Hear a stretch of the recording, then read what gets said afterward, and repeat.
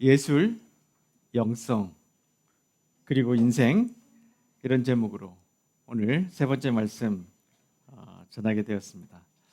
오늘의 주인공은 뭉크입니다. 그래서 오늘 제목을 뭉크의 인생에서 만나는 절규 뒤의 위대한 환희, 이렇게 좀 정해봤습니다. 여러분, 이 그림 너무 잘 아시죠? 네. 어디 가든지 광고판에 패러디가 돼서 나타나기도 하고, 많은 사람들이 또 이 그림을 보면서 또 여러 가지 감정을 또 공감하기도 합니다. 근데 이 그림이 왜 그렇게 유명할까요? 그렇죠? 다른 수많은 아름답고 잘 그린 그림들이 있는데 대충 그린 것 같고 뭔가 부족한 것 같고 이런 그림인데 왜 이 그림이 항상 이 10대 명화에 들어갑니까? 하는 그 의문들이 생깁니다. 왜 이렇게 이 그림에 많은 사람들이 공감을 하는가? 오늘 이 노르웨이의 국민화가 이 에드바르 뭉크의 이야기와 함께 오늘 말씀 봉독해 주신 성경에 예수님을 만난 아주 특이한 사건, 어떤 여인이 예수님의 옷깃을 만진 그 사건과 함께 말씀을 통해 지혜를 좀 배우는 시간을 가지도록 하겠습니다. 첫 번째로, 삶을 침식하는 죽음의 그림자, 끝나지 않는 불안의 굴레. 오늘 말씀에 보면 예수님께서 많은 사역들 가운데 지금 바삐 움직이고 계십니다. 오늘 이 본문 바로 전에는 예수님께서 이방 동네에 갔다가 귀신 들린 한 남자를 치유하고 배를 타고 건너오시는 그 장면이 기록되어 있고, 지금은 어디로 가느냐 하면 어떤 백부장의 딸이 지금 죽어간다는 소리를 듣고 그 집으로 지금 가고 있어요. 근데 이 당시에 예수님의 그 명성은 얼마나 대단했는지 많은 사람들이 가는 곳마다 기다렸고 따라다녔고 이런 상황들이 일어나고 있었어요.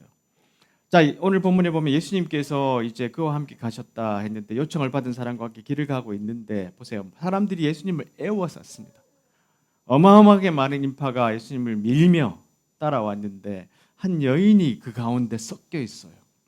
이 여인을 성경은 12년 동안 혈루증을 앓았다, 이렇게 딱 단순하게 표현을 하고 있습니다. 12년 동안 끊이지 않는 계속해서 하혈하는 이런 어려움을 겪는 여인 한 명이 이렇게 예수님을 따라오는데, 이 여인은 수많은 이제 노력들을 했었고 재산을 다 탕진하면서 의사를 만났는데도 효과가 없었어요. 얼마나 많은 고통이 있었을까? 이렇게 다 죽는 건 아닐까? 그리고 이 일 다음에 무슨 일이 일어날까? 그리고 의사를 만나면서 많은 돈을 탕진했잖아요. 수많은 불안이 그에게 찾아오는데, 오늘 뭉크의 삶을 보면 그의 삶이 이렇게 점철됐던 것을 볼 수 있습니다. 뭉크는 1863년에 아버지가 목사의 아들인, 이름도 크리스천 뭉크, 뭉크란 뜻이 수도자 이런 뜻입니다. 그러니까 이름 자체도 수도자 집안이에요. 아주 유명한 사람들이 많았습니다, 이 집안에. 근데 아버지가 군의관이었어요. 의사였습니다. 근데 지금과는 또 상황이 좀 다른 것 같아요. 이 당시에 굉장히 어렵게 살았답니다. 그러니까 월급도 충분히 못했고, 또 그 월급 대신에 자기 개인 병을 열었는데도 계속 잘 안 되고 해서 전전긍긍 이렇게 살아갔는데, 자기 나이보다 한 절반 되는 20살 차이 나는 아내를 만나가지고 다복하게 5남매를 낳았습니다. 5남매를 낳았는데 그 중에 이제 이 뭉크는 이제 둘째로 태어났죠. 보시면 남자의 둘에 여자의 셋 이렇게 보이죠. 이쪽 제일 엄마의 왼쪽에, 여러분 보시는 오른쪽에 있는 사람이 뭉크고요. 저쪽 사진 끝에 있는, 여러분 보시기에 왼쪽에 있는 사람이 누나입니다. 근데 엄마가 뭉크가 5세 때, 5살 때 결핵으로 사망합니다. 이 당시에 결핵으로 참 많이 죽었나 봐요. 그렇죠?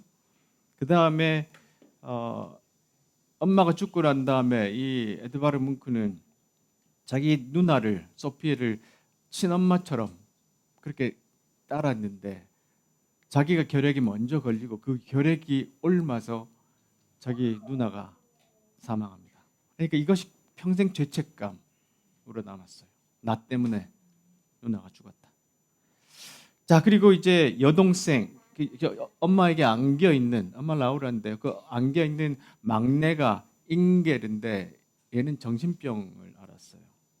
그래서 뭉크가 그린 동생을 그린 그림에 보면 이 집 앞에 이렇게 멍하니 이렇게 바라보고 있는 동생을 그렸죠. 근데 뭉크 본인도 평생 결핵과 우울증과 이런 정신병에 평생 동안 어려움을 겪었고요.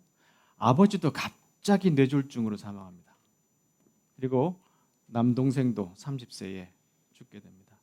자, 이런 이제 항상 죽음에 대한 불안감이 그와 함께 평생을 따라다녔는데요. 건강이 굉장히 약해서 원래는 이제 아버지는 엄격한 루터교 신자였는데 엔지니어가 되기를 원해서 기술학교에 보냈는데 몸이 너무 약했고 그 공부를 할 수가 없어서 그만두고 아주 재능 있는 미술을 하기 시작했어요. 이걸로도 아버지와 관계가 굉장히 안 좋아집니다. 자, 그리고 난 다음에 이제 그 첫 출품작으로 병든 아이라는 작품을 출품하는데 이 작품으로 혹독한 비평을 받습니다. 조금 이따 설명을 드릴게요. 그리고 본인도 조울증, 알코올 중독, 신경쇠약으로 이제 고통을 받다가 병원에 스스로 입원합니다. 그리고 난 다음에 1944년에 그 직전에는 이제 스페인 독감을 앓기도 했었고요. 살아남긴 했지만 시력이 거의 잃은 상태에서 80세로 사망하는 이런 일생을 살아갑니다. 자, 그런데 이 뭉크가 남긴 수많은 그림들이 그의 이 고통스러운 인생을 통해서 배운 여러 가지 감정들 그리고 지혜들을 그것에 담아서 많은 사람들에게 위로와 격려와 희망을 주는 화가로 우리에게 지금 전해지고 있는데요. 뭉크 노르웨이에서 만난 절규의 화가라는 책에 보면 이런 이야기를 합니다. 뭉크는 평생 죽음을 곁에 두고 살았다. 어린 시절 어머니와 누이의 죽음은 뿐만 아니라 아버지와 남동생의 갑작스러운 죽음, 병약했던 자신의 건강 상태 등 그는 언제라도 죽음이 찾아올 수 있다고 생각하며 살았다. 그러니까 얼마나 불안하겠어요. 매일매일이. 이렇게 삶을 살다가 병든 아이라는 그림을 이 노르웨이의 가을 전시회 출품을 합니다. 거기 보시면 자기 누나가 죽을 때 자기 이모가 옆에서 돌봤어요. 옆에서 죽어가는 동생 옆에 있는 그 이모의 그 그림을 저렇게 아주 신랄하게 그렸는데 이 그림이 아주 특이했던 것은 그 당시에는 아주 깔끔하고 사진처럼 이렇게 그림을 그렸는데 막 긁어내고 그림을 긁어내고 그 위에 덧칠하고 아주 거칠게 그림을 출품했는데 이런 그림을 처음 보는 거예요, 사람들이. 그래서 미완성작이다, 미쳤다, 어떻게 이런 그림을 내놓냐 했는데 이게 이제 죽음을 늘 인식하던 에드바르드 뭉크의 아주 깊은 가운데 있는 자기 내면을 그대로 보여준 작품이었죠. 자, 그 다음에 병실에서의 죽음이라는 걸 보면 여기 의자에 이렇게 하얀 옷을 입고 아이가 하나 앉아 있죠. 누나 소피입니다. 마지막 죽기 전에 이때는 의자에 한번 앉힌대요. 저 끝에 뭉크가 저 벽에 기대고 바라보고 있잖아요. 그러니까 이 장면을 이제 그림으로 그렸어요. 누나가 마지막으로 죽는 장면. 이렇게 병실에서의 죽음. 그리고 또 한 그림을 보면 죽음의 침대라는 그림에 보면 거기 근처에 있는 이제 애도하는 사람들의 얼굴들을 이렇게 해골처럼 이렇게 그렸습니다. 이것이 내면에 있는 그림들, 마음에 있는 내면에 있는 감정들을 그림으로 그대로 이렇게 자기 생각대로 마음에 있는 것들을 그렸던 거죠. 자, 이런 것들이 사람들이 굉장히 당혹스러운 그림들이었어요. 이전에는 저렇게 내면을 그려준 사람이 직접적으로 나타내는 화가가 존재하지 않았거든요.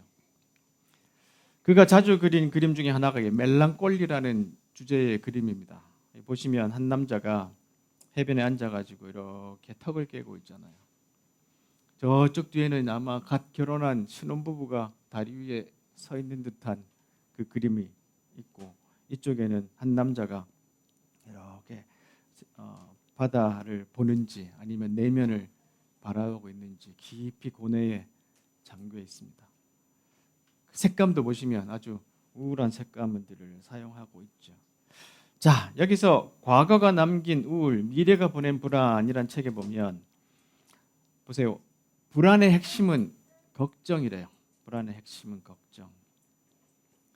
원래 이 걱정은 과거보다 미래에 일어날 사건에 대한 그것을 생각하는 것에 대해 좀 초점이 맞춰져 있어요.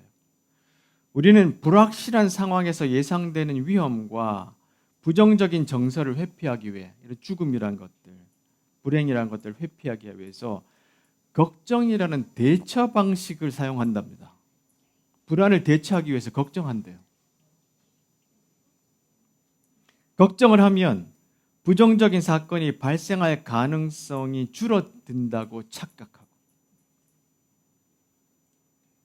걱정을 통해 더 나은 해결책을 찾을 수 있다는 믿음을 가지기 때문에 불안이 오면 걱정을 한다는 거예요. 오히려 걱정하면서 위로를 받는다는 겁니다. 하지만 걱정은 오히려 문제를 만들고 키우게 되는데, 걱정이 또 다른 걱정을 촉진하고 불안을 가중하기 때문이다.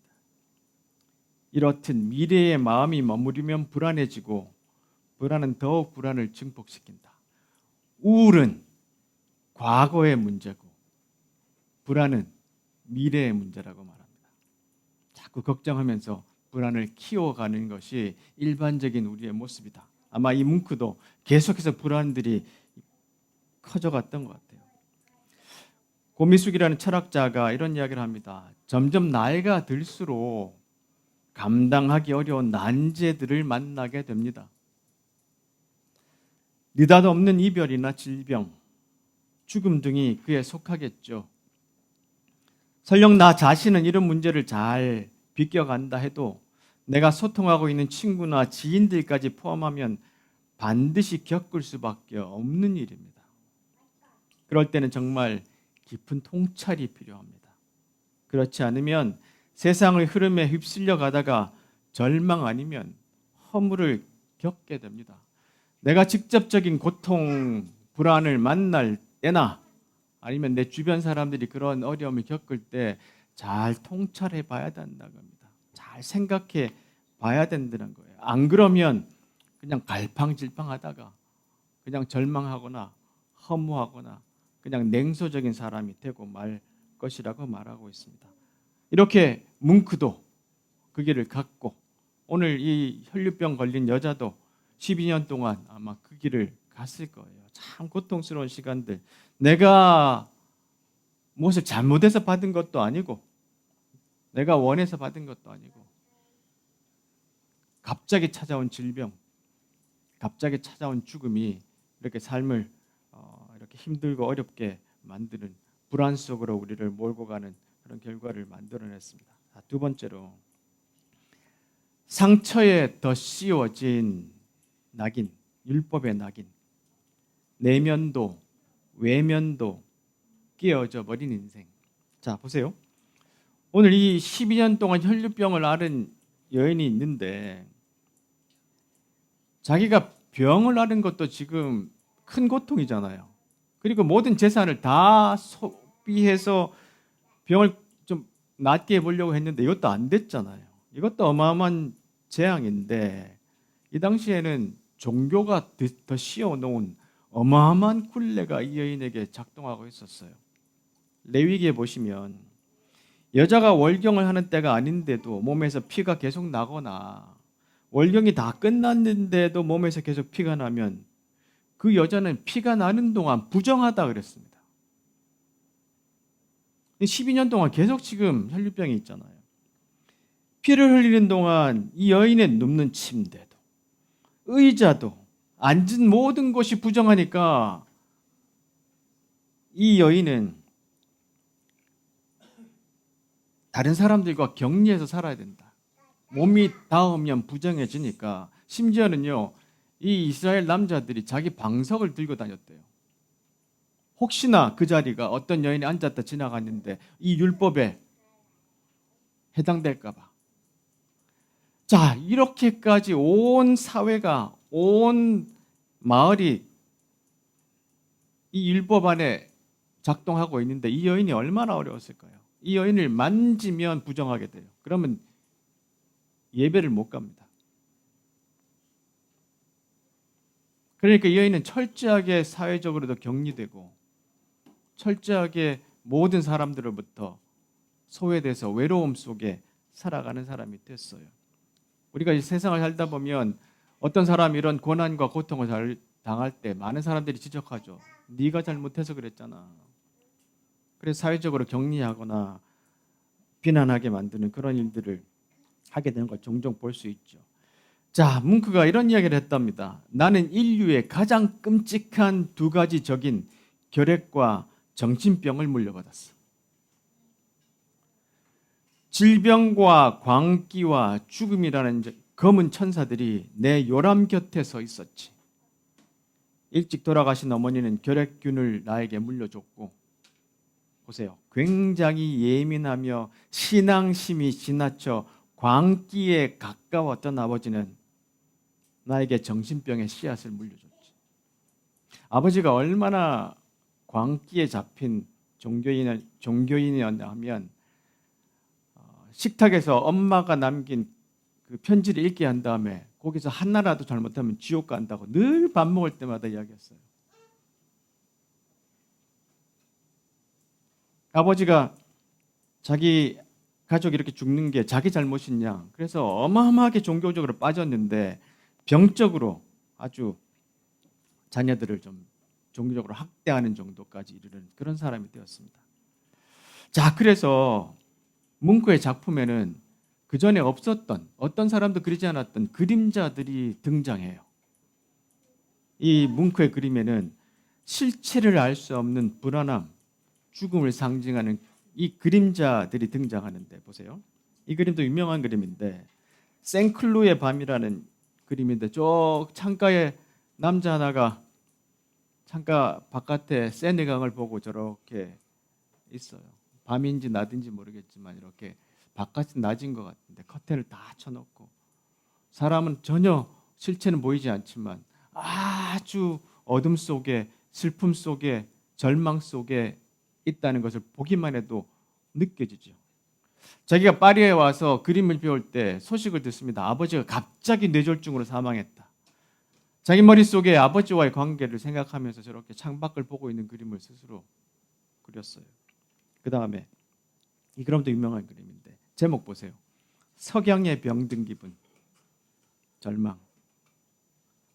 다리를 지나가면서 다른 신사들이 저렇게 둘이서 이야기를 하고 지나가는데 혼자 다리 밑을 보면서 절망 속에 잠겨 있습니다. 이 그림도 달빛이라는 그림인데 이 여인이 지금 달빛을 받으면서 이 앞에 서 있는데 저 뒤에 보시면 검은 그림자 보이시죠? 보이시나요? 네. 자기보다 훨씬 더 큰 그림자 하나가 뒤를 덮고 있어요. 뭉크의 많은 작품에 보면 이렇게 그림자를 크게 그려냅니다. 이 그림도 굉장히 유명한 그림이죠. 보신 적이 있을 수 있는데 까를 요한이라는 그 아주 번화가 그 거리를 지나가는 이 사람이 뭉크입니다. 다른 사람들은 다 이쪽으로 밝은 상태에서 지나가는데 혼자 반대쪽으로 저 어둠 속에 지나가는 저 신사 뒤에 이 그림자 보이시나요? 이게 자기를 누르고 있는 불안과 절망이었어요. 이렇게 그림을 그려놓고 한쪽에는 나 이런 절망과 불안과 굴레가 있어 하는 표시들을 이렇게 내줬는데 이전에는 이런 그림을 그린 사람이 없다고 말씀드렸죠. 물론 이 그림은 또 여러 가지 의도가 있는데 다 설명할 수는 없고요. 또 하나 있습니다. 제목이 지옥 속의 자화상입니다. 자기 자신을 지옥 속에 있는 사람을 그리고 저 뒤에 지금 보이세요? 그림자? 이 그림자 보이시나요? 문구는 계속해서 내 속에 이게 있어. 이게 나를 짓누르고 있어. 이런 그림들을 계속해서 자기 그림 속에 그려댔는데 보세요. 모든 상처는 흔적을 남긴다라는 책에 보면 우리 안의 상처는 어린 시절부터 조금씩 깨어난다. 누구나 자라면서 자신의 모습이 부모와 가족의 마음에 들지 않으며 그들을 힘들게 한다는 사실을 어렴풋이 깨닫는다. 아버지가 미술한다고 어마어마하게 비난했습니다. 그리고 가엾게도 자신의 모습이 옳지 않고 바람직하지도 않다고 믿게 된다. 그렇게 진정한 자신을 빼앗긴 아이는 고통스러운 나머지 분노에 찬 발작을 일으킨다. 분노가 반복되면 일상이 된다. 자, 이렇게 자란 뭉크는 나이가 좀 이제 들고 그림을 그리면서 이 당시에 가장 자유로운 사상을 가졌던 보헤미안이라는 화가들의 모임에 들어갑니다. 이 사람들은 자유연애를 조장했어요. 아무나 하고도 살아도 된다. 이런 가르침이 있었고요. 엄청나게 진보적으로 그런 이제 사상을 전파하니까 보세요. 아버지가 종교적으로 계속해서 억누르고 있으니까 반발로 완전히 반대에 있는 그룹으로 가버렸죠. 자, 근데 여기서 당했던 경험들, 자기가 겪었던 경험들이 또 인생에 큰 상처를 남깁니다. 특히 여자들과의 관계입니다. 뭉크가 그린 여자들과 남자들의 관계는 잘된 그림이 하나도 없습니다. 한두 개 있나요? 키스라는 그림 보면 여기 보이십니까? 이 여인은 머리를 쥐어 뜯고 있고 이 남자는 지금 이 구석에서 다시 상상할 수 없는 고통 속에 머리를 쥐어 뜯고 있는데 제목이 잿더미입니다. 잿더미. 자, 그리고 자기가 정말 좋아했던 여자와의 관계가 깨지고 난 다음에 그린 그림이 뱀파이어입니다. 뱀파이어. 여인 품속에 이제 안겨 있는데 어떤 사람이 이걸 보고 이거 저거 뱀파이어 같다. 그래서 이름이 뱀파이어로 붙여졌대요. 심지어는 이 여인이 너무 좋아하기도 했었고 또 이제 결혼을 하자고 그랬는데 결혼에 대해서 굉장히 좀 부정적인 생각을 갖고 있었던가 봐요. 근데 한 번은 집에 가니까 총을 들고 이 여인이 서 있었던 거예요. 총을 쏴가지고 몽크가 중간 손가락이 없습니다. 하여튼 이런 경험을 하고 난 다음에 평생토록 여인을 증오하면서 이렇게 그림 그리고 살았어요. 끝까지 혼자 삽니다. 자, 이렇게 상처와 불안과 고통들이 결국은 반대의 선택을 하게 되고 결과는 더 파괴적으로 관계들이 나빠지죠. 그러니까 내면에 있는 고통이 바깥으로 나오면 바깥에 또 파괴적인 그런 결과를 만들어내는 것이 우리 삶의 일반적인 또 모습이라고 볼 수 있습니다. 자, 세 번째로 어둠 한복판에서 포기하지 않는 성찰, 절망을 뚫고 뻗은 간절한 손길, 그렇게 정해봤는데요. 자, 이렇게 혈류증을 앓고 계속해서 고생을 하다가 돈을 다 써버리고 근데 병은 더 심각해졌어요. 근데 한 가지 유일한 소망이 하나 생겼습니다. 예수님에 대한 소문을 듣고 사람들 틈에 끼어서, 자 보세요. 사람들 틈에 끼었다 그랬어요. 만약에 수많은 사람들이 밀고 당기지 않았으면 그 속에 못 들어갔을 거예요. 왜냐하면 자기를 알아보는 사람들이 있었을 테니까. 이 군중들 속에 섞여가지고 예수님을 따라가서 예수님의 옷에 손을 댑니다. 절망을 뚫고 손을 뻗어요. 자, 뭉크가 이런 일을 하는데, 자 보세요. 우선 한번 이런 생각을 해봅시다. 영혼의 미술관에서 알랭드 보통이 이런 질문을 합니다. 살아가면서 어쩔 수 없이 마주하게 되는 인생의 질문들이 있다. 우리는 더 잘 사랑할 수 있을까? 좋은 연인이 된다는 건 무엇일까? 우리는 어떤 사람이 되려고 노력해야 할까? 피하려 해도 피할 수 없는 인생의 화두지만 답은 없는 듯하고 우리는 그런 질문 앞에서 우왕좌왕 방황하기만 한다. 그렇죠. 아마 뭉크도 이런 고민들이 많았을 거예요. 내가 이 여인들과의 관계가 이렇게 삐뚤어졌는데, 가족들과의 관계도 그랬는데 내가 더 잘 사랑할 수 있을까? 좋은 연인이 된다는 건 뭘까? 나는 어떤 사람이 되려고 노력해야 되나? 이런 질문들이 있었을 거예요. 그것이 계속해서 그림으로 나타났습니다. 포기하지 않았어요. 자, 뭉크라는 책에 보면 이런 이야기를 써놨습니다. 이제는 아픔이 무엇인지 알게 됐다. 매를 많이 맞아서 생긴 아픔이 아니었다. 병원에서 유리 조각에 찔린 곳을 바늘로 꿰맬 때의 느낌도 아니었다. 아픔이란 가슴 전체가 모두 아린 그런 것이었다. 아무에게도 비밀을 말하지 못한 채 모든 것을 가슴 속에 간직하고 죽어야 하는 그런 것이었다. 팔과 머리의 기운을 앗아가고 베개 위에서 고개를 돌리고 싶은 마음조차 사라지게 하는 그런 것이었다. 뭉크가 자기 속에 있는 아픔을 점점 인지하기 시작했어요. 그건 한두 번이 아니라 수많은 그림을 통해서 그렇게 깊어져 갔겠죠. 자, 이 책은 또 특이한 책인데 내면의 밤이라는 책인데요.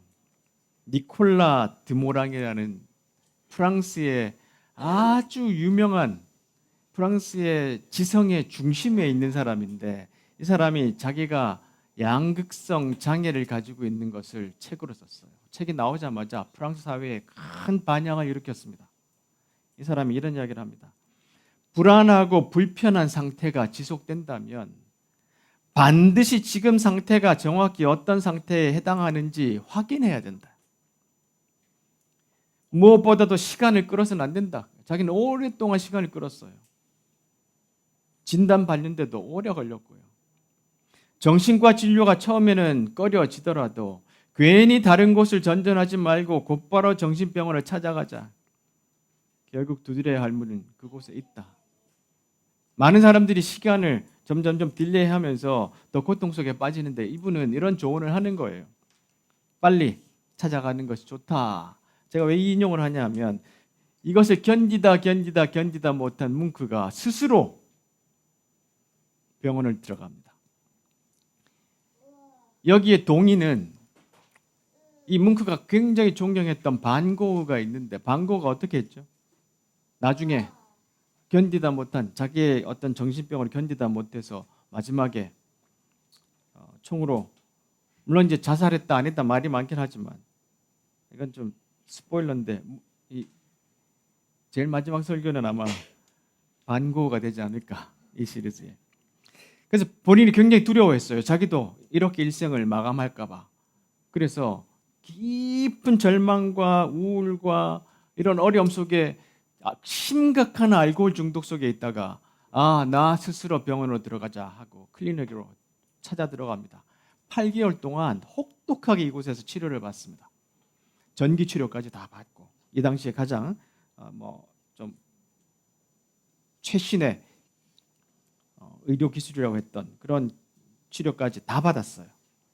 자, 이런 노력을 기울였다는 것을 우리가 기억하고, 이제 새로 고침이라는 책에 보면 보세요. 뭉크는 절대로 타협하지 않았대요. 그냥 내가 이렇게 태어났고 병이 있고 우리 가족이 죽었고 나는 우리 아버지 이렇고 여기로 끝난 것이 아니라 계속해서 자기 자신을 극단으로 몰고 가서 한 고독한 개인이 느끼는 고통이 시대를 대변하게 만들었다. 자기의 고통을 통해서 그림을 그렇게 보여줬고, 뭉크의 고독은 진정 위대했다. 세상에 이렇게 커다란 아픔이 있다고 소리쳐 말하고 그 고통을 극단적으로 체험해주는 예술가가 없다면 우리는 그 고통의 이름과 색채도 모르는 상태에서 고통의 무게에 하루하루 무너져 내리는 모래인간처럼 살게 될지도 모른다. 아까 왜 그 절규의 그 이상한 그림이 수많은 사람들에게 공감을 주느냐 하면, 그가 외쳤던 그 절규가 이런 고통이 우리에게 있어 라고 했기 때문에 수많은 고통을 겪는 사람들이 그 고통을 바라보면서 깊은 성찰과 회복을 경험할 수 있게 되었기 때문에 사람들이 그 그림을 특별히 사랑하게 회복된 게 아닌가 싶어요. 삶은 무엇으로 회복되는가라는 책에서 라르스 벤슨이라는 분이 이런 이야기를 합니다. 희망이 파괴된 자리에서 희망하는 것을 만들 때까지 희망해라. 희망은 세상을 마법처럼 바꾸어 주지 않는다. 하지만 희망을 하면 그런 변화를 이루기 위해서 행동하게 된다. 내 스스로 병원으로 찾아 들어가게 내 행동을 바꾸거나 아니면 수많은 군중 속에 들어가서 결국 저 예수라는 분의 옷깃이라도 만져야 되겠다라고 하는 행동을 바꿔주는 거예요. 여기서 팁을 하나 드리면 여러분들이 제 설교가 끝나면 이 목사 오늘 설교 어땠다는 평론가가 돼서 자꾸 소그룹을 하는데 그렇게 하지 마시고 이 설교에서 나에게 주는 인사이트가 뭔가? 내가 오늘 실천할 게 뭔가? 제발 여기에 좀 초점을 맞추세요. 오늘 좋았다, 나빴다, 이건 뭐가 이상하다, 저건 어땠다가 아니라 물론 제 설교가 이상하긴 하지만 한두 번 겪습니까? 초점은 오늘 이 전체 설교 가운데 만약에 나에게 주는 한마디, 그림 하나, 인사이트 하나가 오늘 내 삶을 어떻게 바꿀 건가? 이 여인이 군중 속에 들어가서 그 옷깃을 잡았던 그 행동이 내 속에 어떻게 일어날까? 그 이야기를 좀 나누시기 바랍니다. 그래야 변화가 찾아와요. 문크가 이렇게 말했습니다. 이 병원에서 나오면서 그래, 고통과 기쁨이 뒤섞여 있던 알코올의 세월은 이제 끝났네. 그 이상한 세계는 이제 닫힌 거야. 이 8개월 전과 8개월 후가 달라졌어요. 자, 보세요. 뭉크의 별이 빛나는 밤에서 이런 이야기를 하는데 뭉크의 가족, 연인, 지인 등과 그가 직접 경험한 일들이 뭉크 예술의 모티프자 출발점이다. 따라서 뭉크가 그린 세상에서 인간과의 관계에서 오는 불안, 공포, 환희, 두려움, 질투, 고독 등의 미묘한 감정의 변화가 담겨 있다. 바로 이 지점이 미술사에서 뭉크를 인간의 내밀한 감정을 그리기 시작한 화가로 평가하는 이유이며 보세요. 영혼의 해부학자라고 부른답니다. 이런 그림을 그렸기 때문에. 뭉크는 자신의 삶, 사랑, 환희, 광기, 죽음 등을 보편적인 인간의 감정으로 변화시켰다. 뭉크의 예술은 모두를 공감하게 만드는 힘이 있다. 뭉크는 삶에 대해 누구보다도 진지하고 간절했다. 뭉크는 자기의 인생을 다 원망하고 다른 사람에게 책임을 던지고 죽음에 대해서 절망하고 이렇게 살 수 있는 모든 환경이 완벽했지만 보세요. 뭉크는 삶에 대해 누구보다도 진지하고 간절했다. 그는 가장 강력하고 긍정적인 희망을 그린 화가로 기억되어야 한다. 우리가 앞에서 봤던 그림들이 과연 희망을 그렸던 그림들인가 보면 근데 뭉크의 그림 전체를 보면 그것도 뭉크가 간절하게 자기의 삶을 성찰하면서 희망으로 나아갔던 과정이었구나 이렇게 받아들일 수 있게 될 것 같아요. 마지막으로 절규의 터널을 통과해 바뀐 시선, 삶을 회복시키는 주님의 자비. 자, 예수님께서 이제 자기의 몸에서 능력이 빠져나가서 한 여인이 치유받은 것을 예수님이 아셨어요. 그리고 그 여자를 찾으러 둘러보니까 여자는 자기에게 일어난 일을 알고서 두려워서 떨었습니다.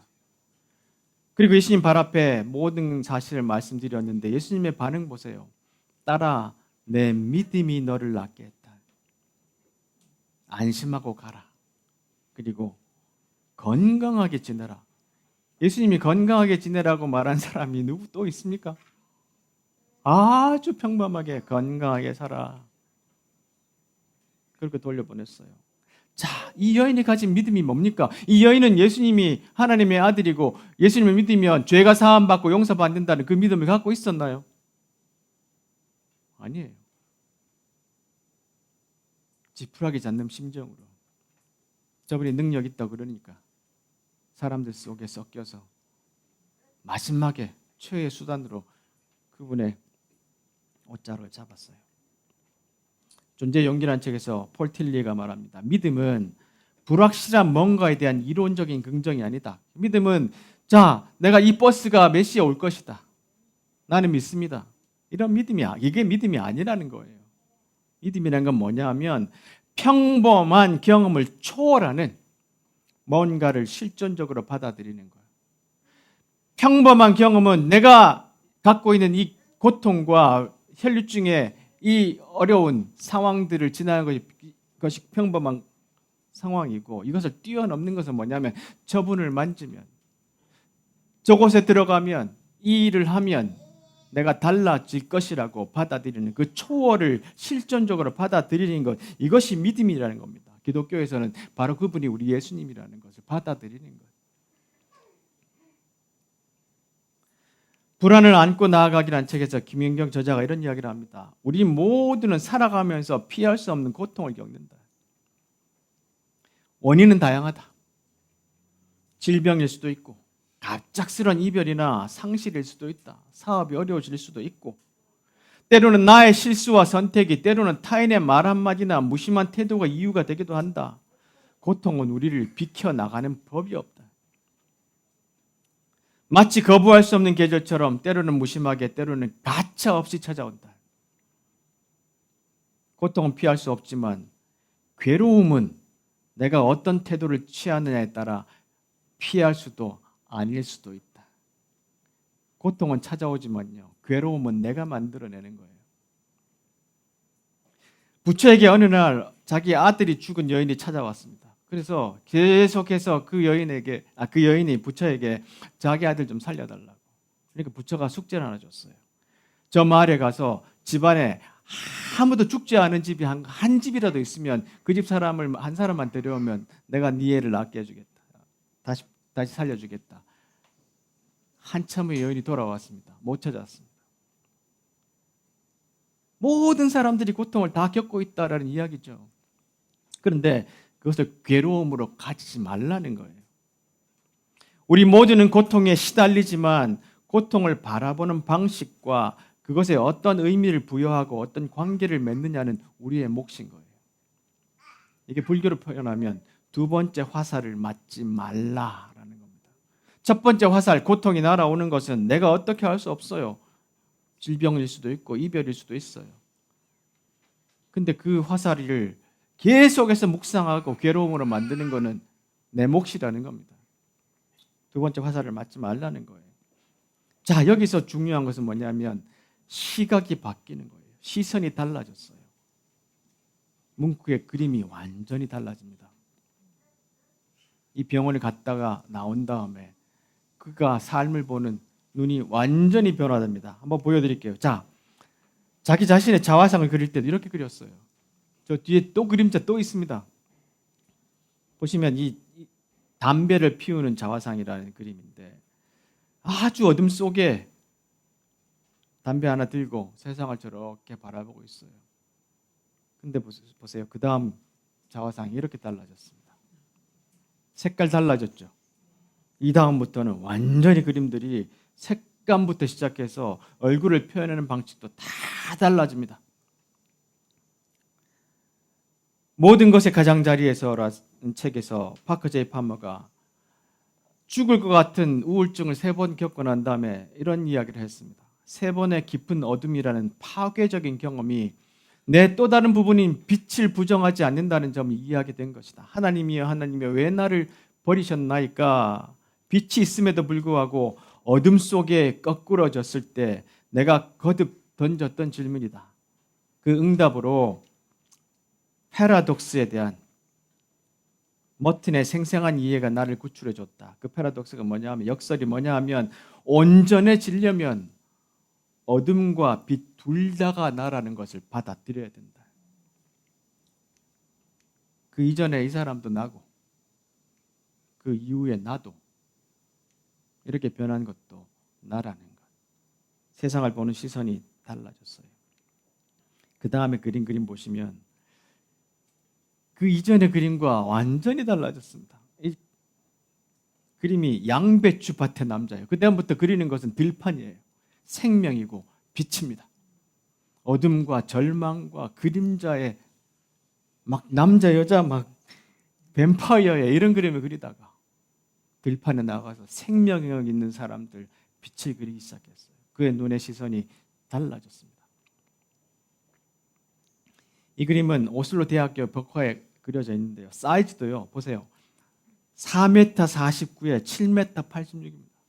어마어마한 사이즈입니다. 직접 보면 앞에 나가서 가 있으면 요만하게밖에 안 보여요.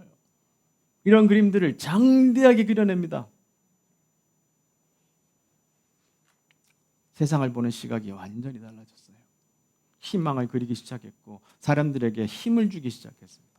생명력이 그 안에서 마구마구 솟아올랐어요. 그렇다고 해서 그가 그 이전과 그 이후 딴 사람이 된 것은 아닙니다.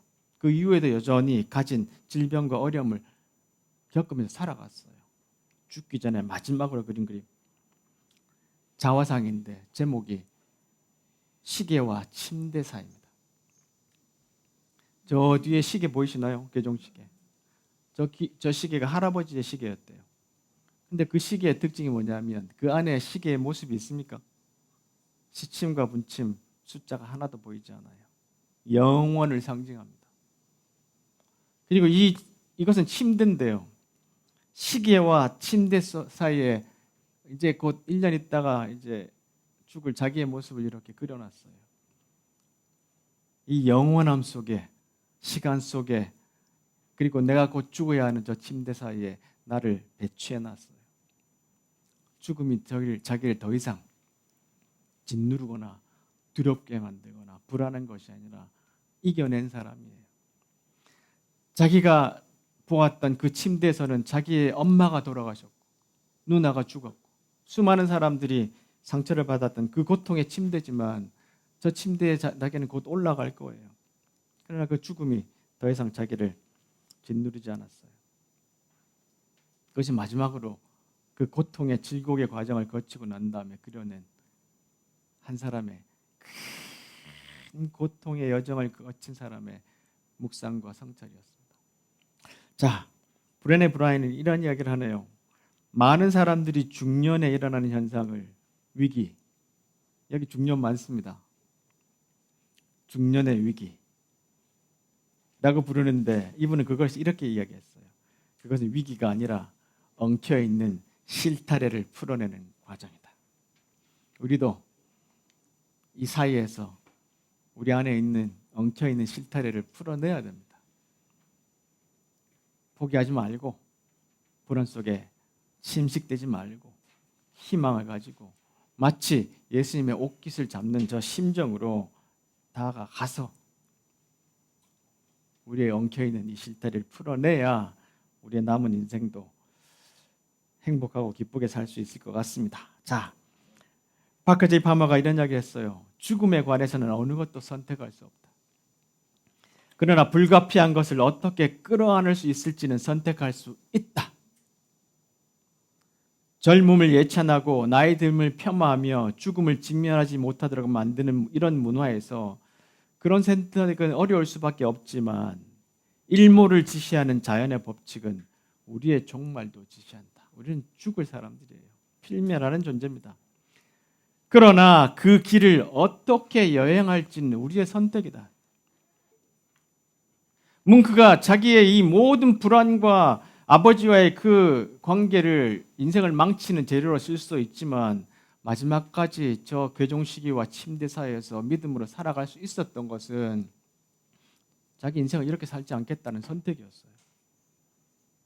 그리고 우리 하루도 우리 매일 우리의 선택이 우리의 삶을 바꿀 겁니다. 부정할 것인가 도전할 것인가 아니면 협력할 것인가. 우리 그리스도인에게는 매일의 약속이 있습니다. 다 같이 읽겠습니다. 그러므로 누구든지 그리스도 안에 있으면 새로운 창조입니다. 이전 것은 지나갔고 보십시오. 새 것들이 와 있습니다.